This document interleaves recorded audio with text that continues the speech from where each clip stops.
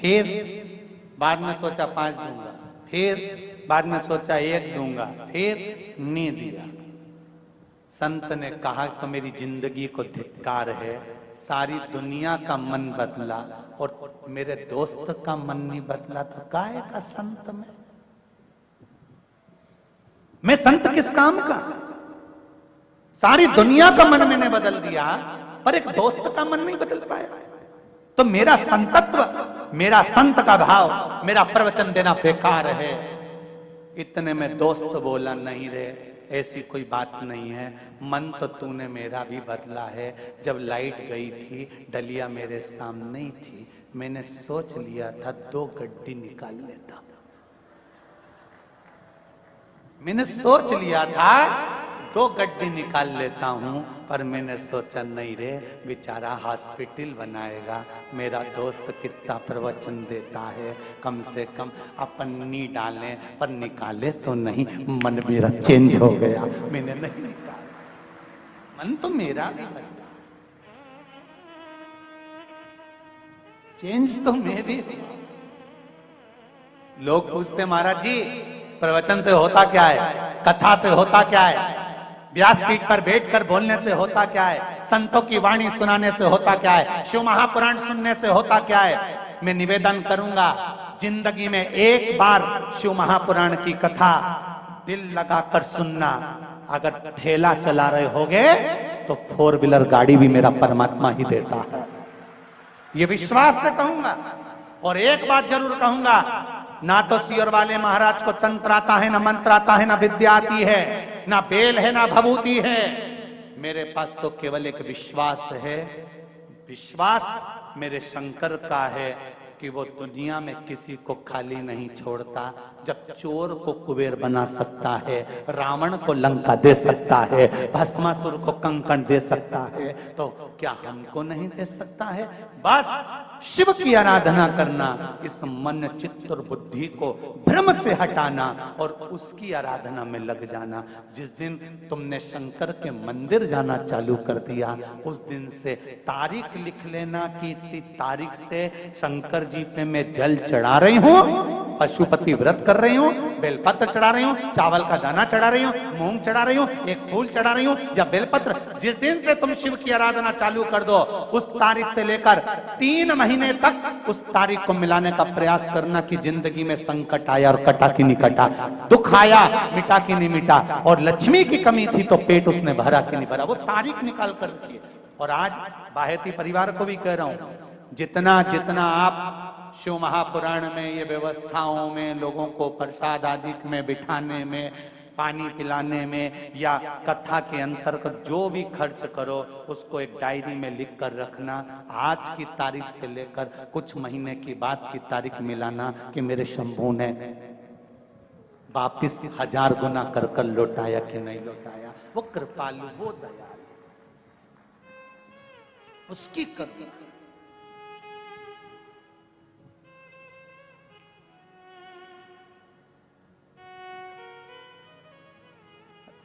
अभी हैदराबाद के ही परिवार ने कथा करवाई थी वहां हरिद्वार में।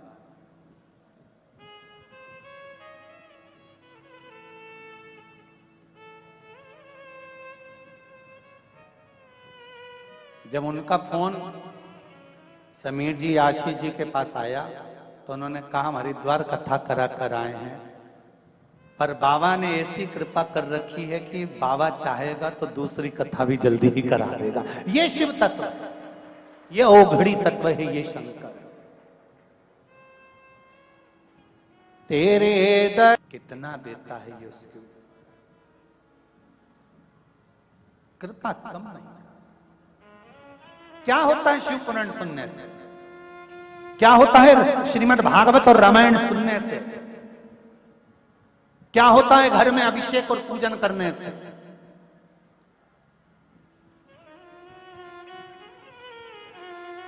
शिव पुराण कहती है ये दिल, ये मन, ये चित्त, ये वृत्ति, ये बदल जाती है, शंकर के चरणों में पहुंच जाती है।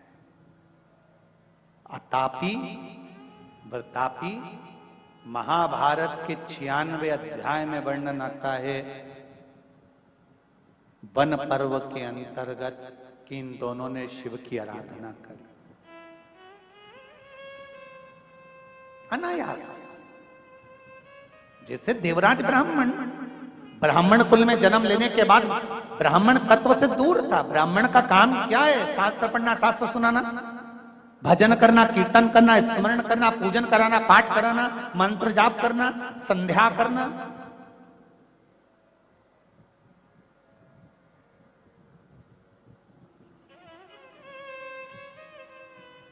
और ब्राह्मण का सबसे बड़ा कर्म है स्वयं पूजन करे, स्वयं पाठ करे, स्वयं आराधना करे। और उसकी आराधना में, उसकी वाणी में, उसकी तप साधना में वो बल होना चाहिए कि दूसरों को भी उस भजन में, उस सेवा में, उस अर्चना में, उस कीर्तन में लगा दे। तो समझ लो कि ब्राह्मण का जीवन सफल हुआ। ब्राह्मण का जीवन सफल।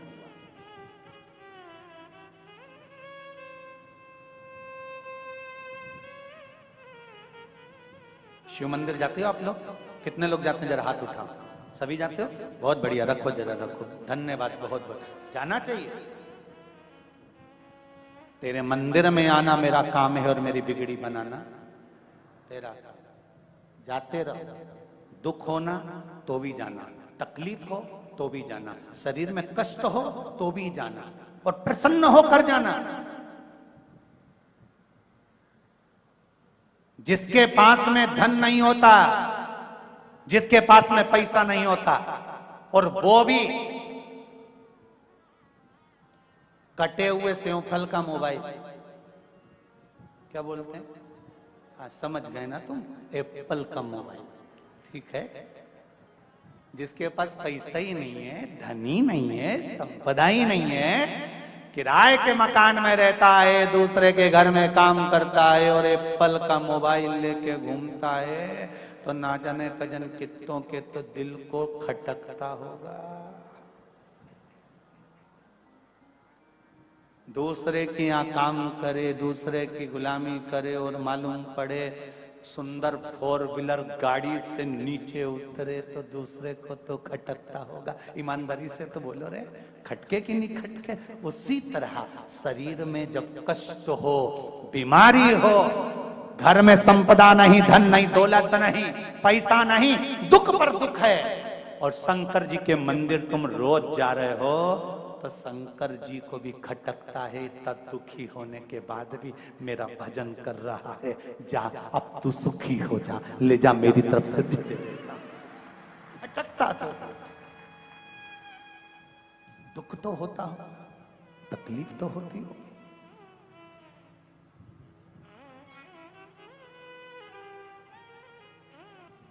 शनि ने बुद्ध से पूछा कि बुद्ध ये बताओ, इन 9 ग्रह देवताओं की आपस में बात चल रही है। शनि ने बुद्ध से पूछा, बुद्ध, शंकर जी के मंदिर में शंकर जी का शिवलिंग है, तो मां पार्वती की क्या जरूरत है?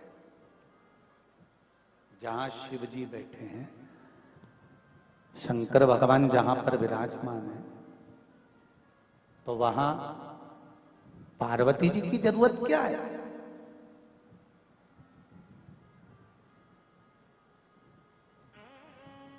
जब वहां पार्वती की क्या जरूरत? बुद्ध देव ने कहा, शनिदेव, मेरे भोले बाबा जब शिव मंदिर में बैठे रहते हैं तो नेत्र बंद कर लेते हैं। पति सर्विस पर जाए, ऑफिस में जाए, नौकरी पर जाए, दुकान पर जाए, घर में तो धर्म पत्नी को रहना पड़ता है ना। कौन आया, कौन गया, नमकीन लाया, कौन बिस्कुट लाया, ये पत्नी पति को रात को बताती है कि वो आए थे, रख कर गए हैं, वो आए थे, देकर गए हैं। शंकर भगवान जब तप साधना में लीन होते हैं, तब केवल एक मात्र शक्ति मां पार्वती ऐसी होती है, जब भक्त जल चढ़ाता है तो मां अपने पुत्र की दशा देख लेती है और शंकर भगवान से कह देती है कि इसको ये दुख है, इसके दुख को काट दीजिए। इसलिए मां का होना जरूरी, माता का होना इसलिए जरूरी है।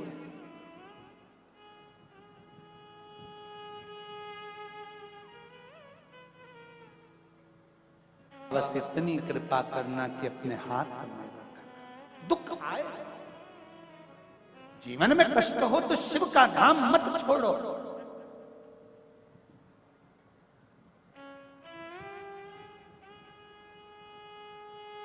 शिव की चौखट मत छोड़ो। ज्यादा तकलीफ हो तो भस्म शंकर को लगाओ और वही भस्म का त्रिपुंड मस्तक पर लगाओ। भस्म भाग्य की रेखा को बदल देती है, भस्म में वो बल होता है।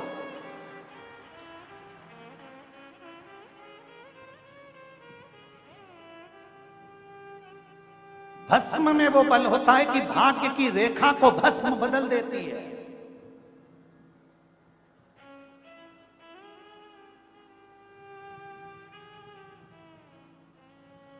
इसलिए नवरात्रे में माता जी की जब आराधना होती है तो वहां पर भी धूप छूटती है, उसमें भी भस्म एकत्रित होती है। उस भस्म को भी लोग पाते हैं। शिव मंदिर जाते हैं, वहां की भी भस्म लोग पाते हैं। दत्त मंदिर जाते हैं, वहां की भी भस्म लोग पाते हैं। गुरु गोरखनाथ जी का दर्शन करने के लिए गोरखपुर जाते हैं, वहां की भी भस्म लोग पाते हैं। संत, साधु, सन्यासी, तपस्वी, साधक जहां तप करते हैं वहां पर धूपाड़ा लगता है, वहां की भी भस्म लोग पाते हैं। वहां की भी भस्म लोग पाते हैं।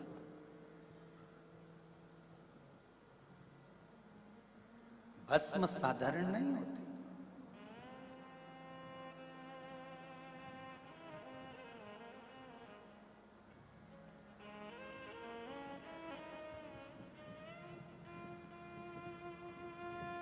महाराज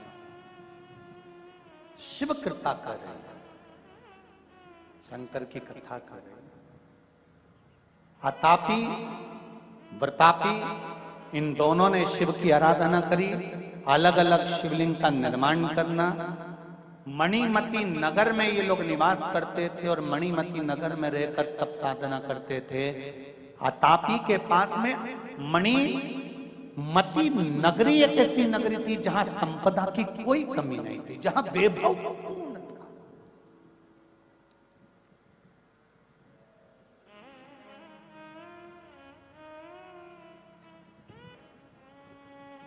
हैदराबाद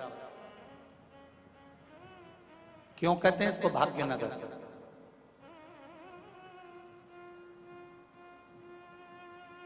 अगर कोई इस नगर में आकर छोटे से छोटा भी काम करता है ना, धीरे धीरे धीरे धीरे माता लक्ष्मी की कृपा इस पर होना प्रारंभ हो जाती है और बाबा भोलेनाथ उसका हाथ पकड़कर उसको आगे बढ़ा ही देता है।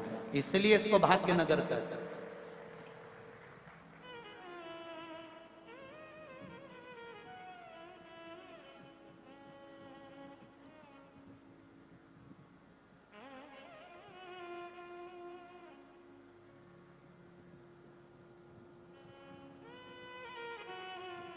मणिमती नगर में आतापी और वतापी दोनों ने रहकर शिव जी की आराधना करी। शंकर भगवान प्रसन्न हो गए, मांगो तुम्हें क्या चाहिए। अब देखिए जरा, अगर भगवान से कुछ मांगना है तो दूसरे को कष्ट देने का मत मांगना। भगवान से कहना, भगवान देना हो तो दीजिए, जन्म जन्म का वो है, मृत्यु देने वाला भी वो है और विवाह शादी कराने वाला भी वो है। उसके हाथ में रखा है कि कहां होगा संबंध। कब प्राण जाएंगे, कब जन्म होगा, कब मृत्यु होगी, ये बहुत सादा है।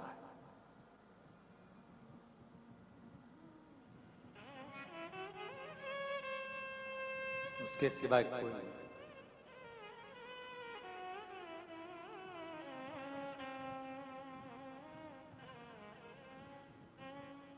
महाराज शिव जी ने पूछा मांगो क्या चाहिए, दोनों ने वर मांगा। अतापी ने कहा मुझे वर दे दो। क्या? अगर कोई मर भी गया है और मैं उसको आवाज लगाकर बुलाऊं तो वो जिंदा दौड़कर वापिस आ जाए। अब शंकर तो शंकर है,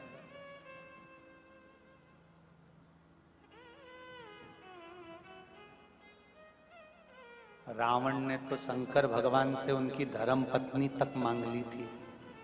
कथा सुनाई थी, आप लोगों को सुनी थी, शिव महापुराण कथा में वर्णन किया था। रावण ने शंकर भगवान से जाकर कैलाश पर माता पार्वती को मांग लिया था कि पार्वती दे दीजिए। शिव जी ने कह दिया तथास्तु, ले जा। ने इतनी सरलता में पार्वती जी को दे दिया। रावण जरूर दाल में कुछ काला है, मुझे लगता है पार्वती नहीं कोई दूसरी आ गई है, जा जरा। और रावण फिर गया, जो उस डोली में जाकर देखा तो वहां पार्वती नहीं थी, मां काली बैठी हुई थी। रावण डर गया, शंकर जी के पास भाग कर गया, कहने लगा मुझे नीची है, आप वापिस धर्म। भगवान शंकर ने कहा ये नवरात्रि है, अभी तो तूने एक ही रूप देखा है, चंद्र घंटा और कुसमांडा और कालरात्रि तो देखी ही नहीं है। रावण बोला नीची है, मैं नवरात्रि का व्रत रख लूंगा और इसको नहीं ले। अरे हाथ जोड़ो, इसको वापिस धर। नहीं ले जा तो तुझे ले जा।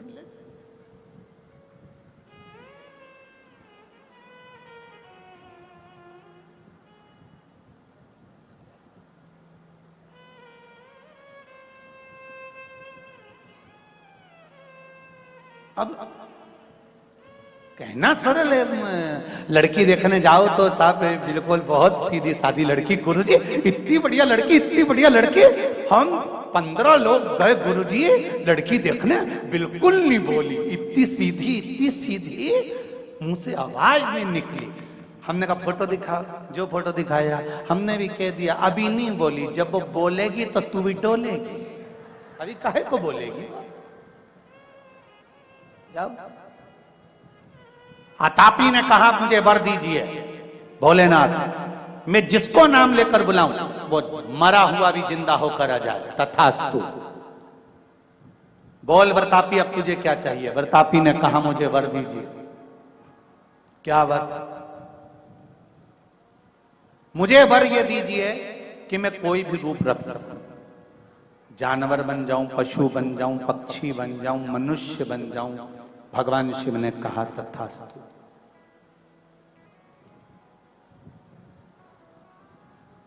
अब ये थे तो असुर, राक्षस, दोनों ने विचार कर लिया, चलो अब अपने घर में संतान नहीं, किसी एक ऋषि के पास चलते हैं, ब्राह्मण के पास चलते हैं, संत के पास चलते हैं और वहां चलकर ब्राह्मण से संत की कामना करते।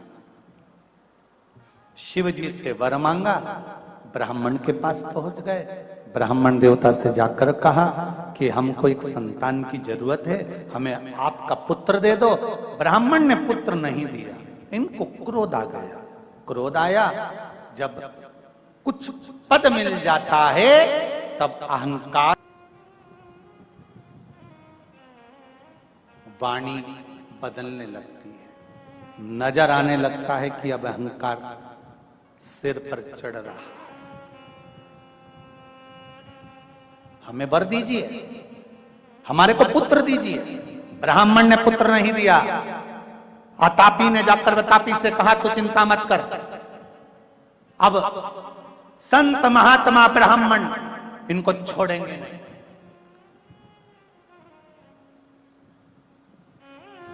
प्रतापी ने कहा, तापी अगर हम संत ब्राह्मणों को मारेंगे तो लोग क्या कहेंगे? अरे तू क्यों चिंता करता है, हम संत ब्राह्मण को ऐसे मारेंगे ही नहीं। क्या करोगे तो फिर? कुछ लीला दूसरी करेंगे।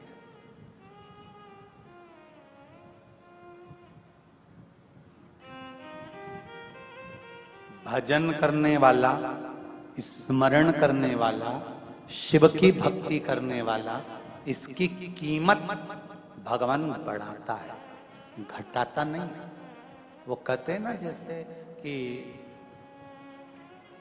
मकान रोड पर हो तो उसकी कीमत होती है। बोलो सही है कि गलत है? अरे बोलो रे जरा, सही है। मकान रोड पर होगा तो उसकी कीमत होगी, खेत रोड पर होगा तो उसकी कीमत होगी, गार्डन रोड पर होगा तो उसकी कीमत होगी, पर इंसान रोड पर होगा तो उसकी कीमत नहीं होगी। जमीन, जायदाद, मकान रोड पर हो तो कीमत वाला होता है, पर इंसान अगर रोड पर हो तो उसकी कोई कीमत नहीं होती। शंकर भगवान कहते हैं, मकान रोड पर हो चलेगा, ना चलेगा वो उसके ऊपर है, पर इंसान अगर रोड पर होने के बाद भी शंकर के मंदिर के दरवाजे की रोड पर होगा तो शिव कहते हैं उसकी भी कीमत होगी, उसकी भी कीमत। इंसान रोड पर होता है तो उसकी कीमत नहीं होती, पर शिव पुराण कहती है शंकर भगवान के दरवाजे पर, शिव मंदिर की चौखट पर, शंकर के द्वार पर, शंकर के मार्ग पर अगर आप हो और आपकी कीमत भले दुनिया ना जानती हो, पर आपकी कीमत देवाधिदेव महादेव जानते हैं। मेरा शिव जानता है। दुख है, तकलीफ है, कष्ट है, शंकर के मंदिर जाओ, मुस्कुरा कर जाओ। दुख है ना, उससे जाकर कहो, हे शंभु, हे शंकर, बड़ी जिंदगी में दुख है, पर तू है ना तो कोई कमी नहीं। वो एक लाइन आप लोग गाते हो हमेशा, तेरा साथ है तो मुझे क्या करना, तेरा साथ है तो मुझे क्या कमी,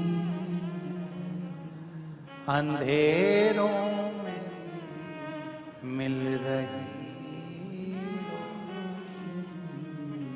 बाबा शिव पुराण कहती है, जीवन में अगर दुख है और उसकी कृपा है तो वो दुख थोड़ा थोड़ा कर कर कष्ट जाता है, वो कट जाता है, और कटते ही मेरे देवाधिदेव महादेव की कृपा संसार वासियों पर बरस जाती है। बस विश्वास, श्रद्धा, भक्ति छूटना नहीं चाहिए।